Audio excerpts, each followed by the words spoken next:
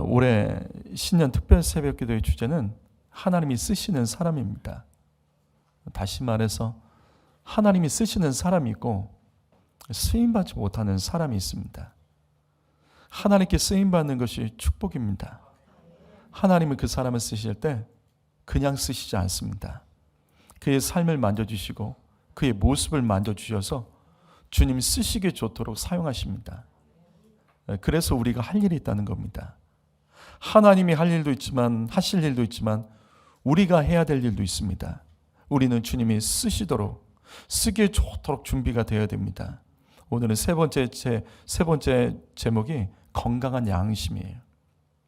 하나님께서는 건강한 양심을 가진 사람을 사용하셔서 이 말세를 이기게 하십니다. 여러분, 양심이 뭐죠? 양심이 뭐죠? 양심이 뭘까요? 양심의 정의가 뭐죠?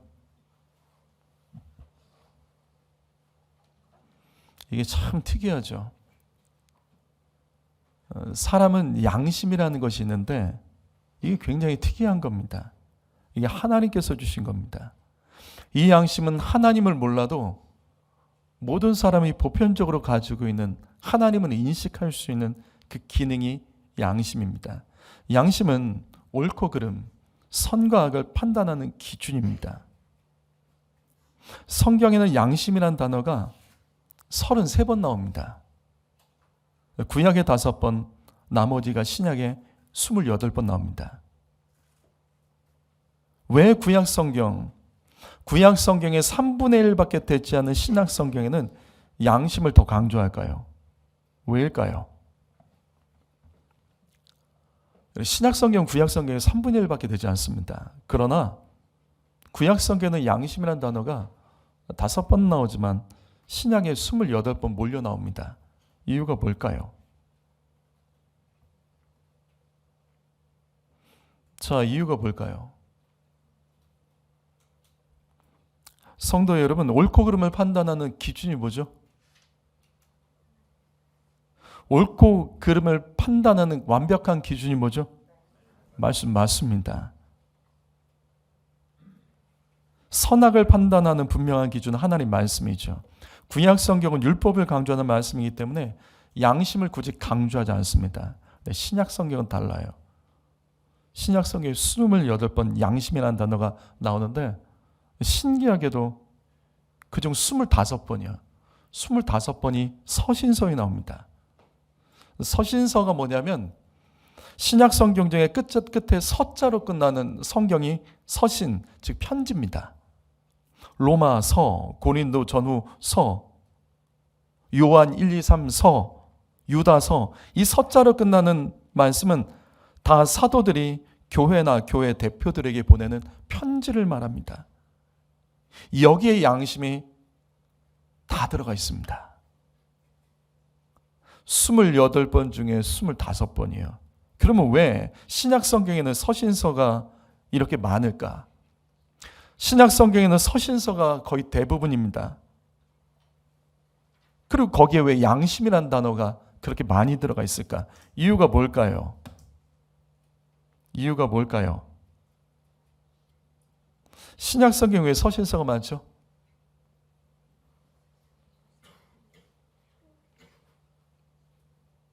우리가 서신서의 내용들 보면 다 동일하죠. 무슨 내용이냐면 교회들을 향해서 사도들이 든 편지입니다. 그럼 왜 썼을까?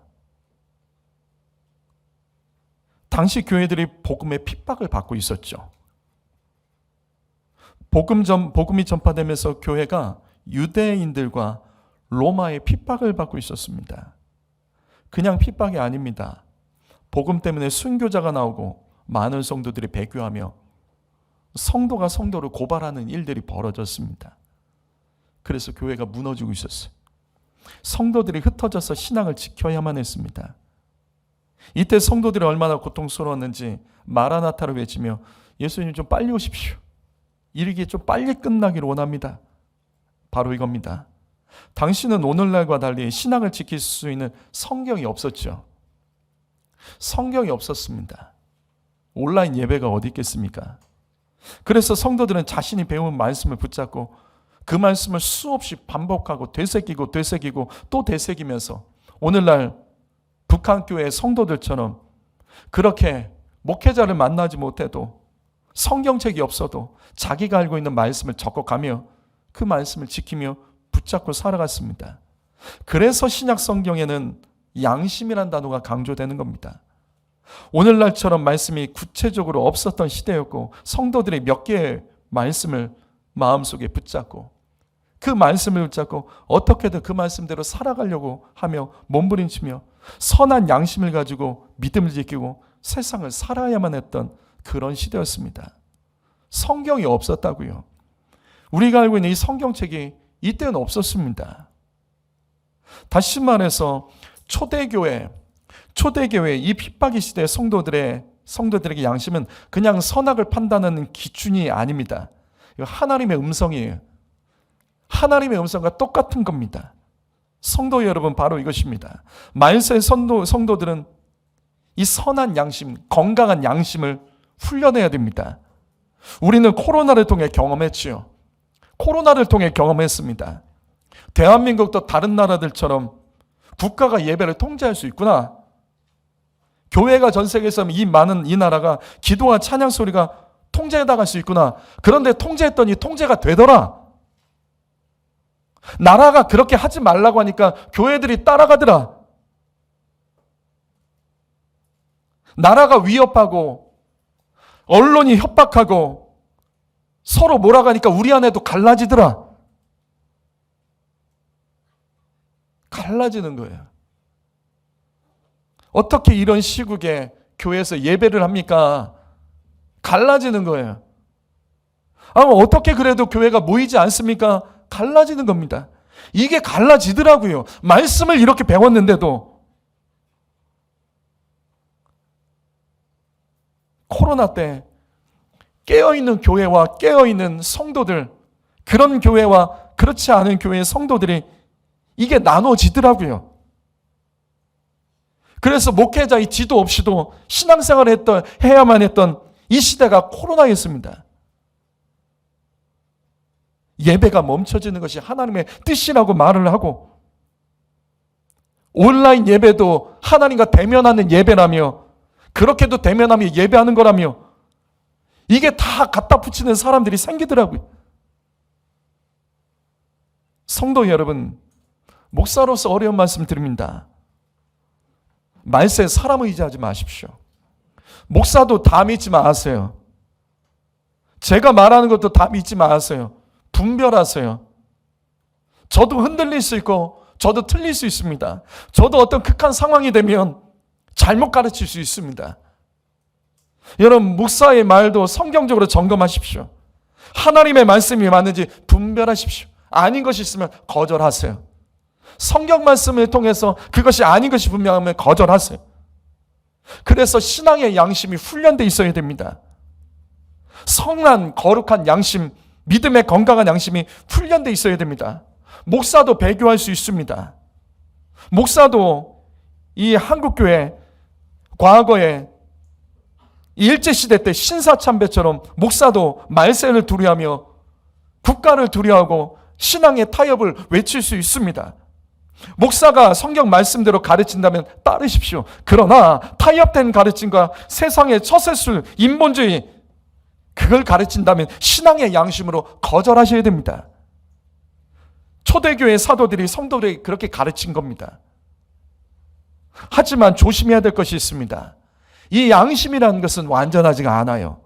사람마다 양심의 기준이 다 달라요. 성경을 보니까 양심도 타락할 수가 있습니다. 양심도 변질될 수가 있습니다. 그래서 말씀이 있을 때는 양심을 강조할 필요가 없죠. 양심은 사람마다 크기와 깊이 그 기준이 다를 수 있기 때문입니다. 그렇다면 성경에는 어떤 양심들이 기록되어 있을까? 악한 양심, 더러운 양심, 화인 맞은 양심, 청결한 양심, 선한 양심. 성경에는 여러 가지 양심들이 기록되어 있습니다. 그러나 저는 말세를 이기는 성도, 하나님께 쓰임받는 성도가 되기 위하여 이 양심들을 하나하나 다 말씀드리지 않을 거예요. 오늘은 오직 한 가지에 대해서만 말씀드리겠습니다. 그것은 바로 연약한 양심입니다. 성도 여러분, 연약한 양심이 제어되어야 됩니다. 자, 고린도전서 8장 7절 말씀을 읽어보시겠습니다. 읽어봅니다. 시작.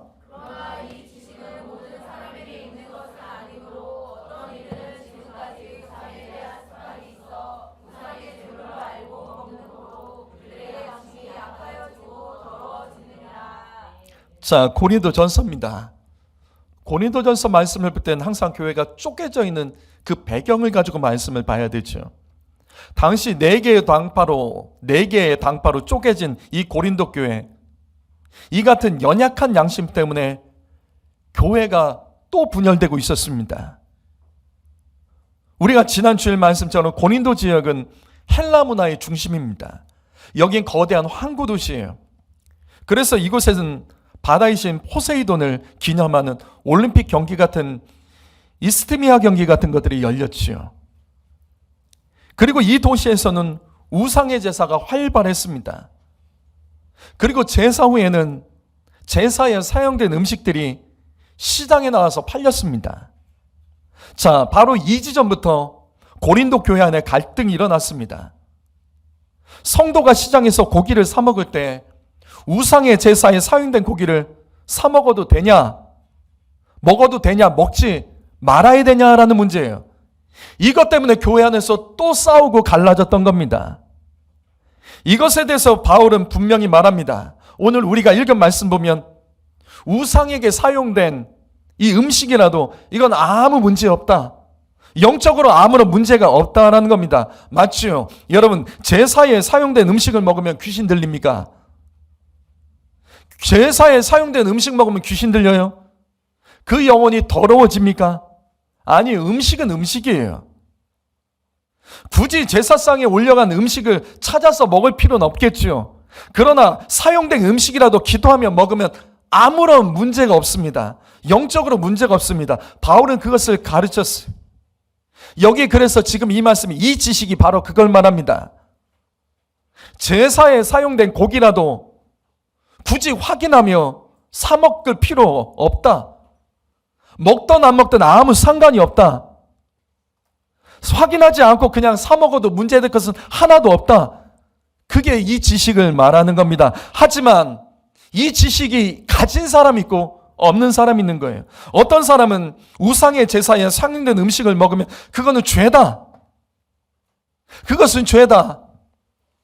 그거는 내 영혼을 더럽히는 거다. 이런 사람이 있었습니다. 이거는 잘못된 건 아니에요. 자, 이거는 잘못된 건 아니에요. 자신이 이런 음식을 먹지 않기로 마음을 정한 것은 문제될 게 하나도 없죠. 그런데 문제는 뭐냐면 우상에게 드려진 예물, 이 지식을 가지고 그렇할지라도 음식을 먹는 것, 이건 아무 문제가 없다 하는 이 사먹는 성도들을 향하여 욕을 하고 비난하며 교회가 쪼개져 버리는 겁니다. 어떻게 먹냐고. 어떻게 저런 음식을 먹냐고.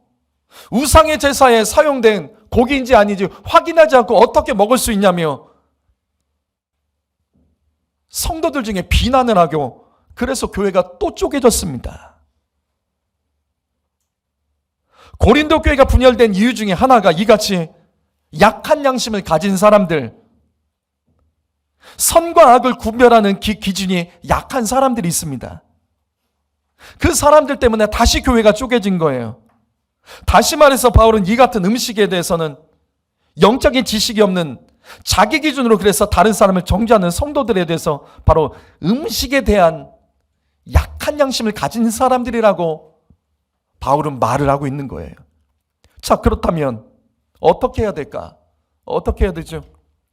이 문제로 교회가 갈라진다면 어떻게 해야 됩니까?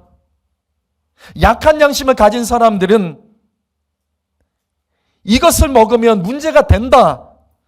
그래서 먹는 사람들에 대해서 이게 아무 문제가 없다는 사람에 대해서 욕하고 비난하며 서로 정죄하며 이게 쪼개지는데, 그러면 이걸 어떻게 해결해야 되죠? 바울의 결론이 뭐죠? 바울의 결론이 뭡니까? 왜 이 문제로 갈라지냐죠. 그래서 바울이 이렇게 말하죠. 12절 말씀 읽어봅니다. 시작.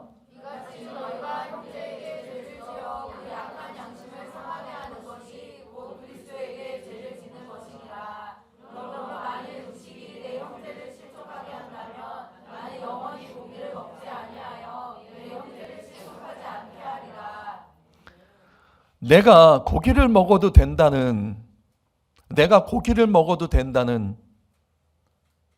그 우상에게 드려진 고기를 먹어도 된다는 건강한 양심을 가지고 있어서 그래서 먹었는데도 이것 때문에 약한 양심을 가진 사람이 실족할 수 있고 이게 결국은 교회 분열로 이어진다면 바울이 말합니다. 영원히 고기를 먹지 않겠다. 왜? 약한 양심을 가진 사람 실족하지 않게 하기 위해서, 교회가 이 문제 때문에 싸우지 않기 위해서, 그냥 건강한 양심을 가진 사람들이 약한 양심을 가진 사람들을 위해서 고기를 먹지 않는 게 좋겠다. 이게 결론입니다. 바로 이겁니다. 교회에는 연약한 양심을 가진 성도들이 분명히 있습니다. 옳고 그름을 판단하는 기준이 약한 사람들이 있어요. 그리고 자기 중심적인 사람들이 있어요. 그 정도 차원으로 넘어간다면 문제가 되지 않지만 그것 때문에 싸움이 일어난다면 그 사람들을 배려해 주는 것, 그것이 좋겠다라는 겁니다. 바로 연약한 양심은 주변의 사람들이 이해해 주고 배려해 주지 않으면 넘어지는 믿음을 가진 사람들입니다. 자기 기준으로 다른 사람을 정죄하는 미숙한 믿음이 연약한 양심입니다. 우리 주변에 있죠. 이런 기관에서도 말씀 나눔하다 보면 사실은 진리의 영역이 아닌 비본질의 영역에서 충돌이 일어날 때가 있습니다. 모임의 시간, 아니면 모임의 방법, 회비, 이런 걸로 충돌이 일어납니다. 그럼 어떻게 해야 될까? 배려해 주는 게 맞다라는 거예요. 그러나 성도 여러분, 연약한 양심으로 계속 가면 그 성도는 정말 싸워야 될 것과 싸우지 못하고 결국 비본질적인 부분에 계속 집착하다가 믿음을 잃어버리고 결국은 교회를 분열하는 도구로 쓰임받을 수 있습니다. 성도 여러분, 여러분은 어떤 부분에 약한 양심을 가지고 계십니까? 여러분, 배려받으면서 신앙생활하고 싶으세요? 내가 다른 사람을 배려하고 싶진 않으세요? 강단에 이렇게 기타가 올라가 있죠. 어떤 분이 말씀하더라고요. 이 기타가 강단에 올라가 있는 것이 옳은 거냐? 뭔가 불편하다는 거죠. 또 어떤 분들은 그런 분들이 있습니다. 새가족이 오셨던 분들 중에도 이런 분이 있었죠. 교회에서 드럼 치는 문제. 이건 어떻게 생각하세요? 교회에서 드럼 쳐야 돼요? 치지 말아야 돼요? 그럼 이렇게 표현할까요? 지금 이 말씀과 똑같이 교회에서 드럼 치는 문제 때문에 불편해하는 성도가 있다면 교회는 어떻게 해야 되죠? 이 말씀대로 하면 하지 않는 게 좋겠죠. 그렇죠? 근데 이런 식으로 하면 도대체 몇 개를, 저마다 가지고 있는 그 양심에 따라서 그 몇 개를 다 배려해주며 교회가 가야 되는 건가요? 교회에서 기도를 많이 하고 귀신을 쫓아내는 축사 기도를 하며 문제시하는 성도들이 있습니다. 좀 이상하게 여기는. 지지난 주일에는 교회를 방문했던 분이 있었어요. 저기 다리에서 예배했던 분이 있었어요. 나가면서 이렇게 말하더라고요. 교회가 너무 북한 얘기를 많이 하더라. 그리고 가시고 안 오십니다. 그냥 이상한 거죠. 마음에 안 드는 거죠. 그럼 이런 교회는 문제가 있는 겁니까? 목사가 강단에서 헌금 강조하면 문제가 있는 겁니까? 그것 때문에 힘들어하는 성도가 있다면 목사는 안 해야 되는 거예요. 목사가 강단에서 술 먹지 말라고 하면 힘들어하는 성도가 뻔히 있다는 걸 알죠. 그러면 하지 말아야 되는 겁니까? 목사가 동성애 문제 얘기하면 자기의 생각과 사상이 달라서 연약한 양심을 가진 사람은 그래도 교회는 저런 얘기하면 안 되지. 교회는 정치 얘기하면 안 되지. 교회는 이와 같은 얘기 하면 안 되지 하는 사람들이 있다면 안 해야 되는 겁니까? 그 연약한 양심을 가진 사람 때문에 안 해야 되는 겁니까? 예배 시간에 조는 성도들을 깨우면 상처 받고 시험에 드는 사람들이 분명히 있을 겁니다. 기분 나쁜 사람도 있다고요. 그러면 안 해야 되는 겁니까? 안 해야 되는 겁니까? 그 사람이 넘어지지 않도록 그 사람을 배려해주고 계속 기다려줘야 되는 거예요. 어느 정도까지 가야 되냐고요.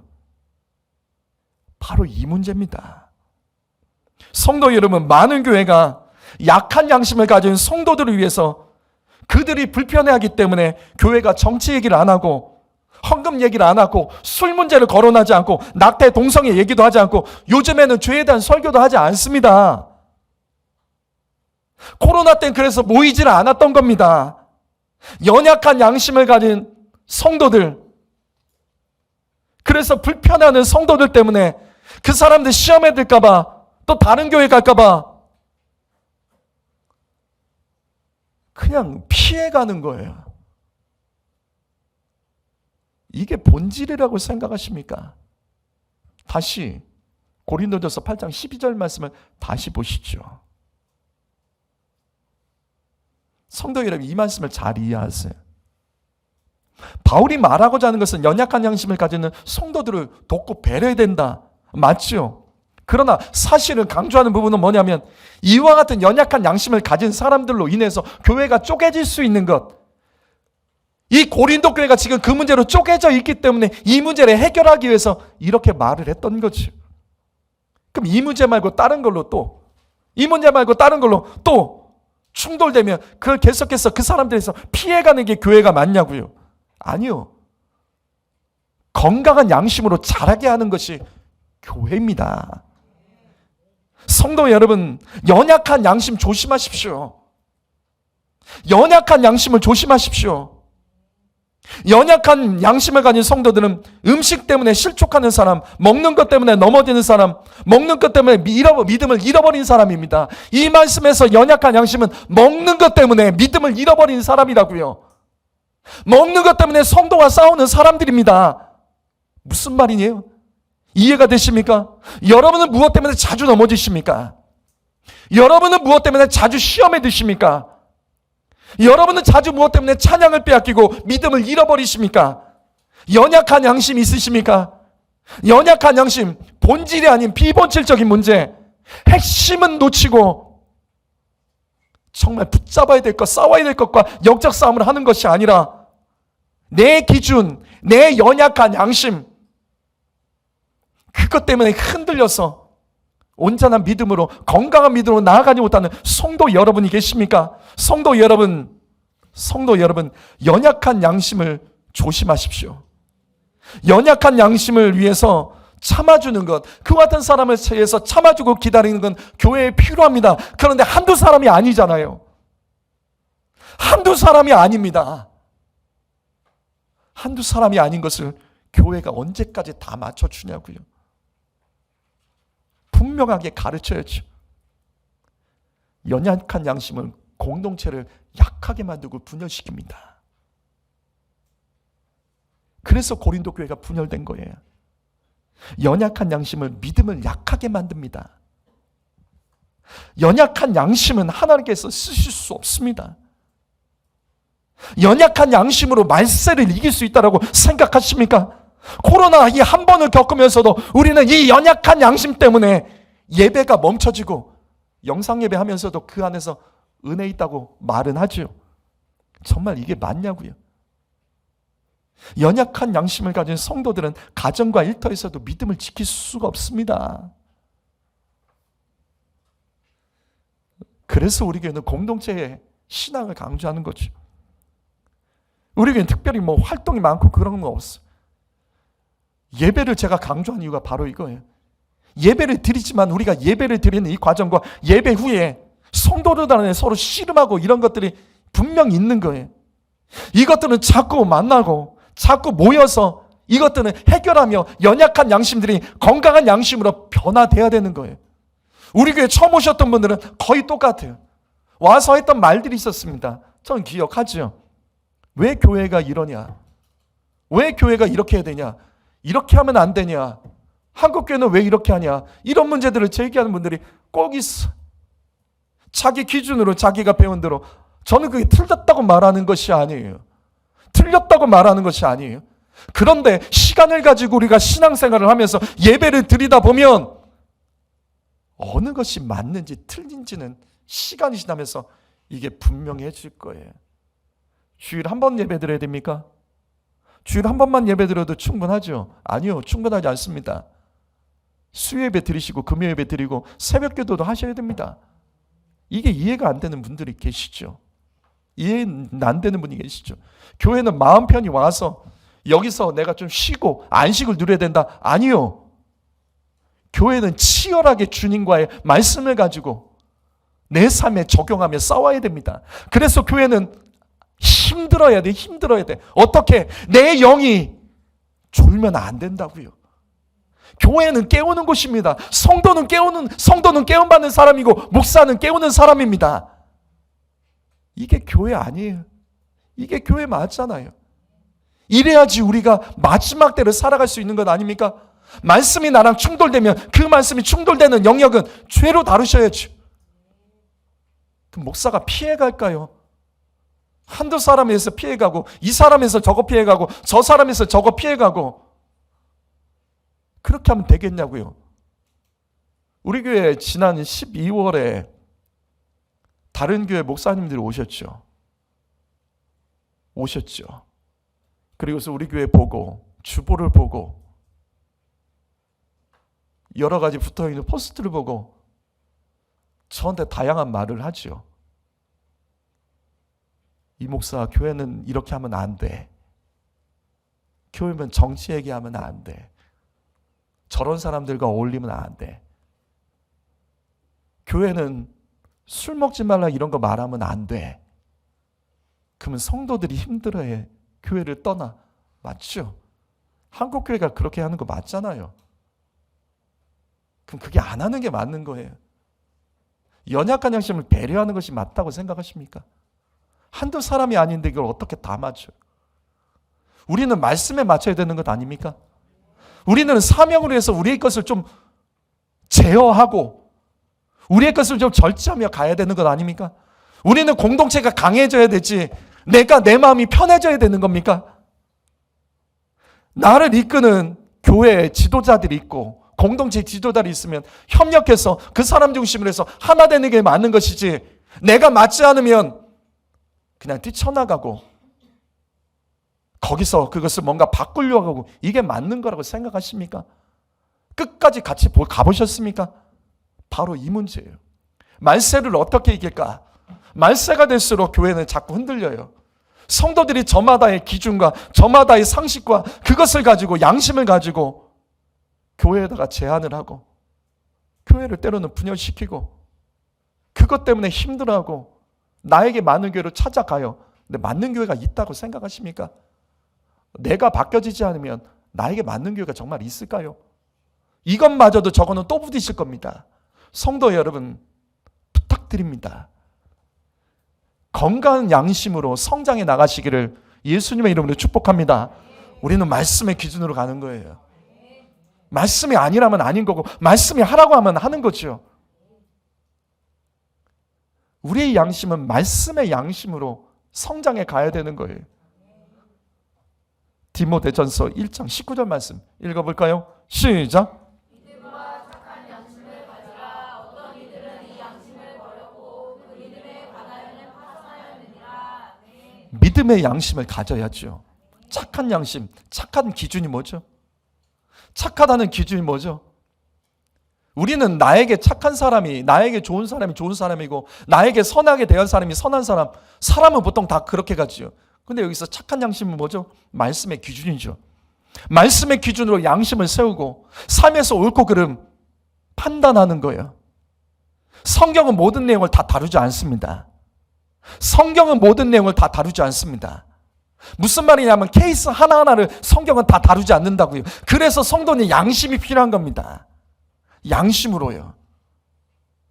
우리 교회는 노래만 가지 말라는 제가 주보의 내용도 집어넣습니다. 노래방 가면 죄인가요? 문제가 됩니까? 문제가 되냐고요. 다시요. 착한 양심을 가지셔야 돼요. 선한 양심. 우리는 어떻게 하면 조금 더 선하게 갈 수 있을까? 어떻게 하면 말씀대로 살아갈까? 그 고민으로 하는 것이지, 이게 죄냐 아니냐의 문제를 가지고 싸울 문제가 아니라 죄로 다루는 것이 맞지 않을까요? 술과 담배가 저는 죄라고 말하지 않습니다. 그러나 이 문제를 해결하려면 술과 담배를 죄로 다뤄야 되는 게 맞지 않을까요? 이게 양심입니다. 이게 양심인 겁니다. 우리가 편하게 와서 예수 믿는 것으로 다가 아니라, 그러면 말세를 이길 수가 없습니다. 조금의 핍박만 있고 조금의 손해만 있어도 우리는 신앙을 버릴 수 있잖아요. 천국은 좁은 문이라고요. 믿음의 양심이 강한 사람이 결국은 천국은 들어갈 수 있습니다. 우리가 살아가면서 결단하고 생각하고 판단하는 모든 것들, 그 내용의 케이스들이 성경 안에는 다 없어요. 성경에 그 케이스들이 다 기록되어 있지 않습니다. 그래서 말씀을 해석해야 되는 거죠. 말씀을 해석할 때 결국은 내 안에 양심의 크기만큼 그 말씀을 해석할 수 있는 거예요. 사랑하는 성도 여러분, 말세를 정말 이기기 원한다면, 하나님께 더 크게 사용되기를 원한다면, 이 마지막 시대에 교회가 무너진 때 교회를 세우기를 원한다면 건강한 양심을 가지십시오. 말씀을 기준으로 건강한 양심을 품고 이 땅을 살아가십시오. 그렇지 않으면 우리는 계속해서 때로는 분열이 되고 도구, 때로는 남들이 나를 배려해야만 나는 연약한 성도, 군대도 있죠. 관심사병. 다 걔를 도와야 돼. 그 관심 있는 사람이요, 문제 일으킬까 봐 다 도와야 돼. 늘 조마조마해. 교회는 그런 것이 아니잖아요. 그런 사람을 돕는 건 당연하죠. 근데 그런 사람에게 아닌 것은 아니라고 가르치는 것도 필요하죠. 저는 그것에 대해서 충돌이 일어나고 다툼이 있더라도 해결해야 된다고 생각을 합니다. 왜? 맞춰주는 것은 한도 끝도 없어요. 저마다 다 맞춰주는 것은 해결이 안 돼요. 교회가 존재하는 것은 누군가는 건강한 양심을 가지고 배려해준 사람들이 있는 것 아닙니까? 내 마음대로 휘두른다고 되는 게 아니라 그 휘두르는 것을 참아주고 받아주는 사람이 있기 때문에 교회가 평안한 것 아닙니까? 가정에서 자녀들이, 부모님 기억하시죠? 자녀들이 지금 막 할 때 있죠. 근데 부모가 참죠. 참아주는 거 아니에요. 근데 애들은 모르죠. 자녀들은 몰라요. 부모가 자기를 힘들게 한다고 생각을 해요. 부모 때문에 내가 어렵다라고 말을 해요. 부모가 얼마나 참아주는지를 모른다고요. 그럼 어떻게 해요? 참아줘야죠. 그러나 가르쳐야죠. 사랑하는 성도 여러분, 오늘 이 말씀에서 진짜 양심에 주님께서 말씀하시는 하나님의 음성을 들으시기를 부탁을 드립니다. 교회가 연약해지지 않도록, 여러분의 믿음이 연약해지지 않도록 강한 양심, 건강한 양심, 믿음의 양심, 선하고 착한 양심, 말씀을 가지고 이 땅에서 하나님께서 내가 어떻게 살아가길 원하는 것인지 내 양심의 거룩한 대로 그것을 해석해 나가며 풀어가며 마지막 말세를 이기고 쓰임받는 성도 여러분 되시기를 예수님의 이름으로 축복합니다. 기도하겠습니다.